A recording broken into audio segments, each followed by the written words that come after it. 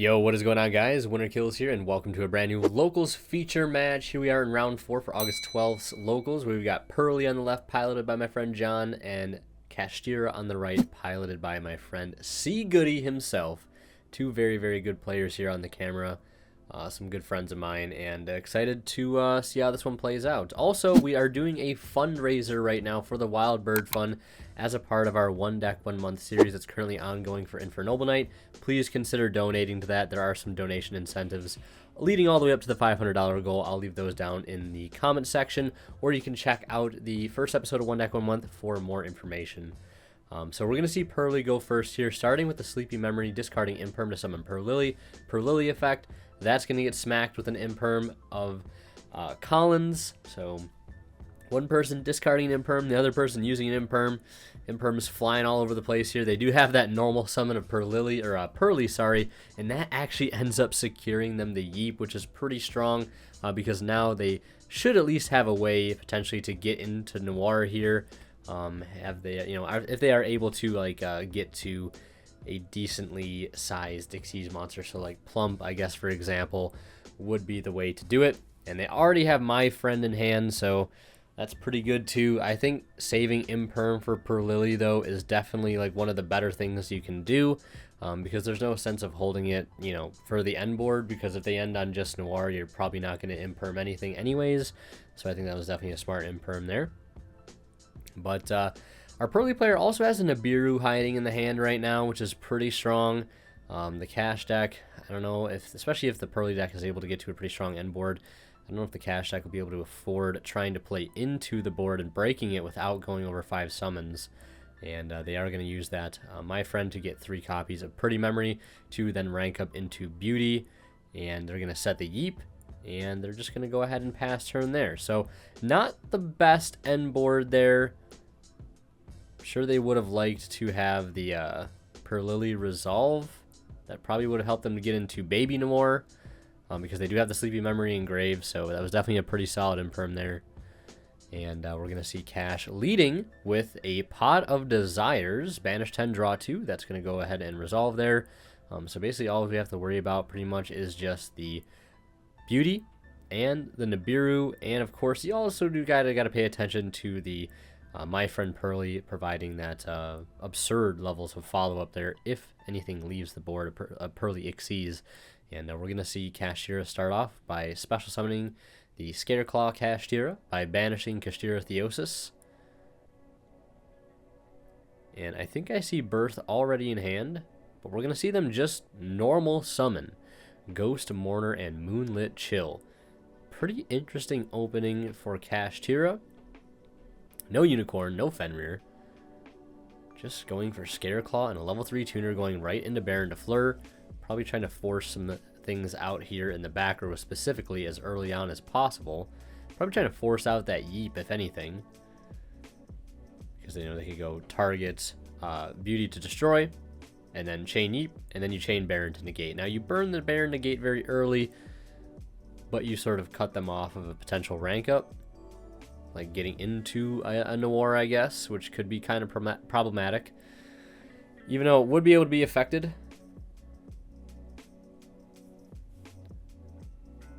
So we're going to see them now use the Baron here, attempting to pop the set.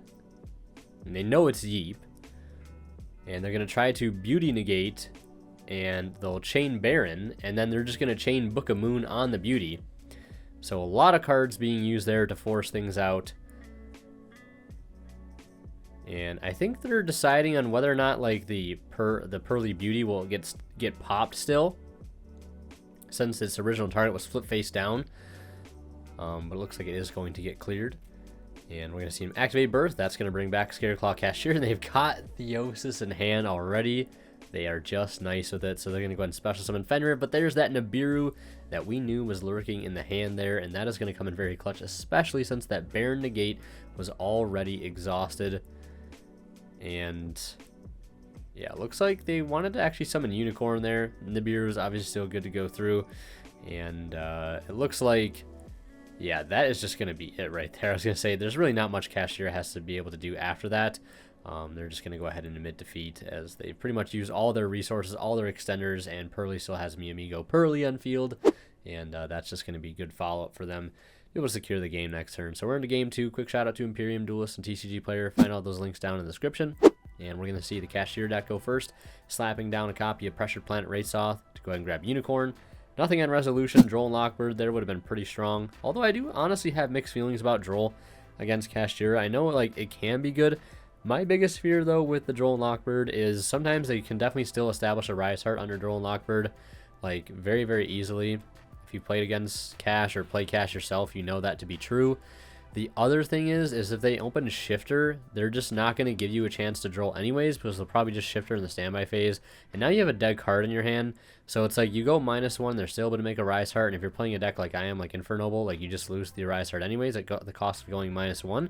And then you also have the fact that like if they have Shifter, you're like just playing the random chance game of whether or not your Droll and Lockbird is just going to be dead to begin with anyways, because they have the Shifter. I don't know. What do you guys think? Am I wrong in thinking that Droll is not worth siding against Cash? Because I see some people like saying that it's a good card to side against Cash, but for some reason I just can't see that it is, and I'd rather just have something like Books or, you know, like Evenly Matched or Nibiru even. And of course our Cash player is aware now that they are on Nibiru. Let's see if they'd actually decide to end up playing into it.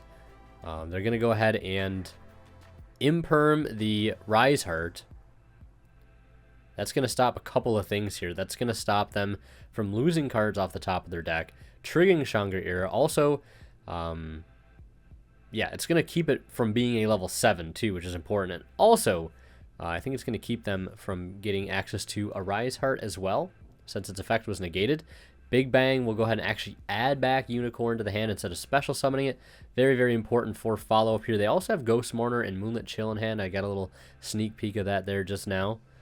So they have Ghost Mourner. They have, I think, Pot of Desires in hand as well, so they might fire that off.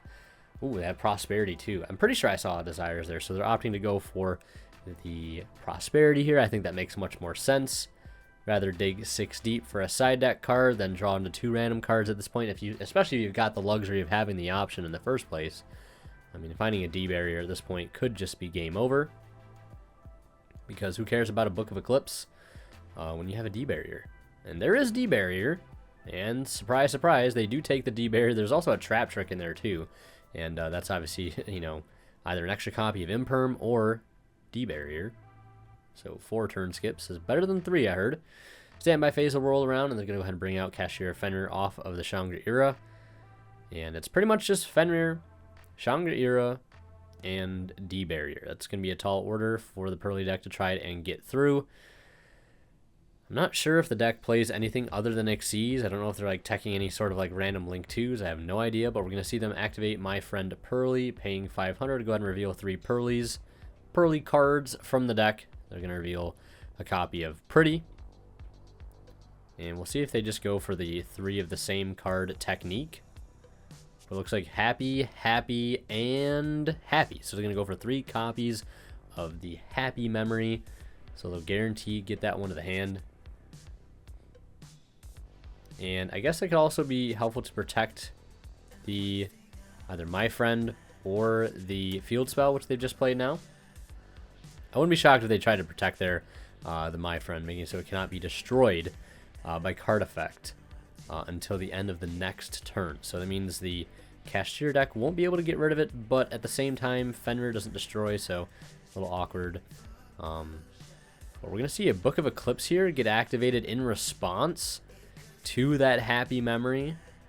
I think they took a second there to decide on whether or not they wanted to chain to it, but I think they realized that maybe they didn't have a choice, because it's like if you use the Eclipse after you summon your Purrely monster, really doesn't do you a whole lot of good. And now you're also in a weird situation too, where if you're not able to clear the 2 set monsters, well, the 3 set monsters at this point, and you've also got to worry about D barrier, this means you're getting a draw 3 as they reveal a Happy, a Pretty, and one other card. And now they're going to try the Purrely effect. That's going to get hit with a D barrier there, calling Xyz obviously. And now again, we've still got to worry about our Cash player drawing 3 cards here in the end phase, which surely means death at this point.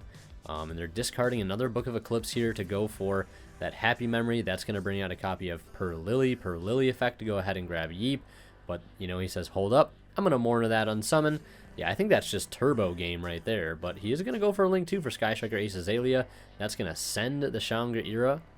And they do have more than 3 spells engraved, so they don't have to send it. They actually get to keep that on board. And I'm not sure how much attack that card actually has. But it might actually be able to beat over the Mini Rai, the Raiheart. But I guess it's also able to get over Fenrir, too. End phase, they flip up just 1. So doing a little bit of damage control there. Surprisingly playing that pretty well, but now, yeah, we knew they still had that Desires in hand, so they're going to get to draw 3 cards basically anyways on top of their normal draw. Would have been 5 cards.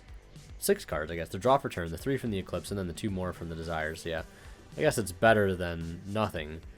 So we're going to see them go ahead and special summon out the Scareclaw Kashtira, banishing that Theosis. And then Theosis will go ahead and add back. Theosis is such a great card in this deck. Not only is it Telly, but of course it is recursion of banished cards. What else could you ask for? Then we're going to go ahead and see them normal tribute for Fenrir. Says, I want Fenrir on field. I'm just going to go ahead and normal summon it. And then that's going to grab Raiheart. And then he'll special summon the Raiheart, since he controls a Kashtira monster already. And he's just going to go battle phase, attack the Azalea, banish the Azalea, attack in with everything else, dealing a decent chunk of damage there. 15 and 24. Well, I guess 26 and 17 from the 2 monsters respectively because of the Raid Soth. And then we're going to see them go into the Shangri-Ira. They probably could have gone into other things. Like, they could have probably gone into, like, Dark Arm to clear both the cards. But I guess this allows them to still be able to clear the My Friend with the Shangri-Ira and the field spell. And then also bring out a interruption in the form of Unicorn. And they're going to normal summon Purrely.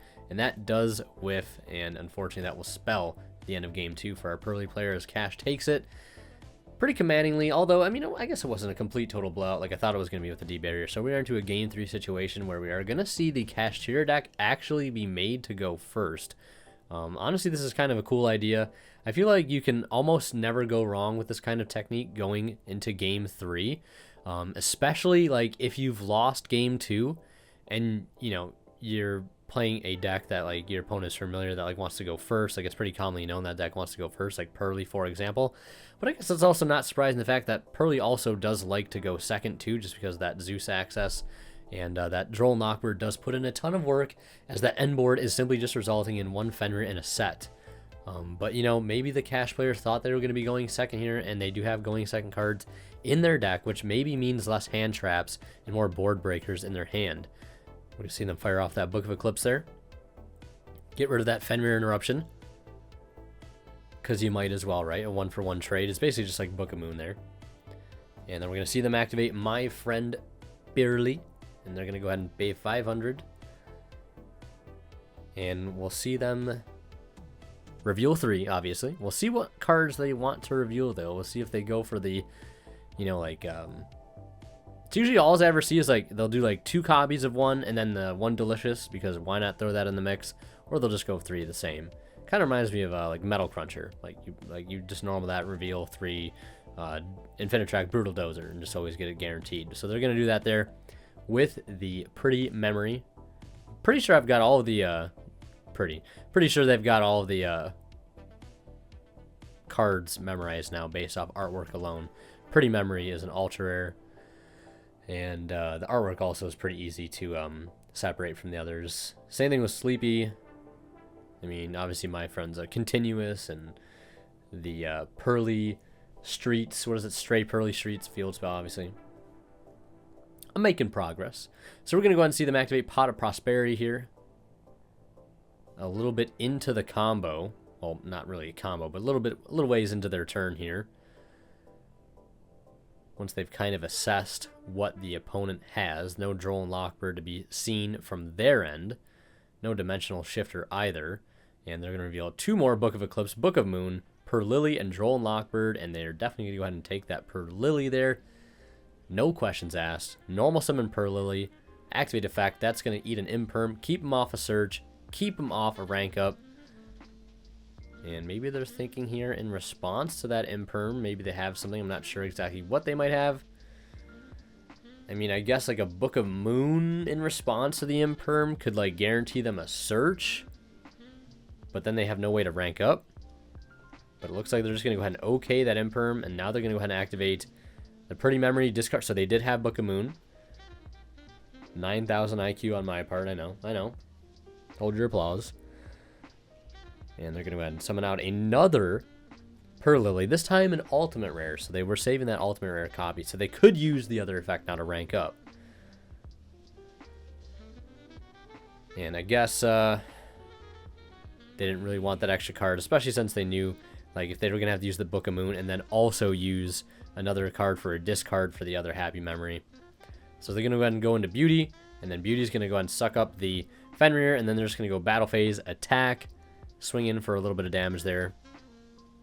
And they just basically have Imperm, one set, and they'll just pass turn here. And we're going to see a Harpy's Feather Duster. That's pretty good. It's going to hit a Book of Moon and a, obviously the My Friend. That Book of Moon would have gone so well here to answer this planet.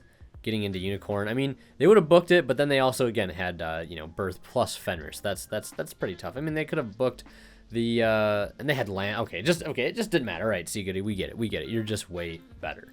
But yeah, that's gonna do it. Hope you guys enjoyed. Leave a like if you did. And then last but not least, a huge shout out goes to our Divine Level channel members who are Misfit, HGH, Cyber, Cadillacs, Pony Stark, and Green. Thank you guys so much as always for extremely kind and very generous support of the channel.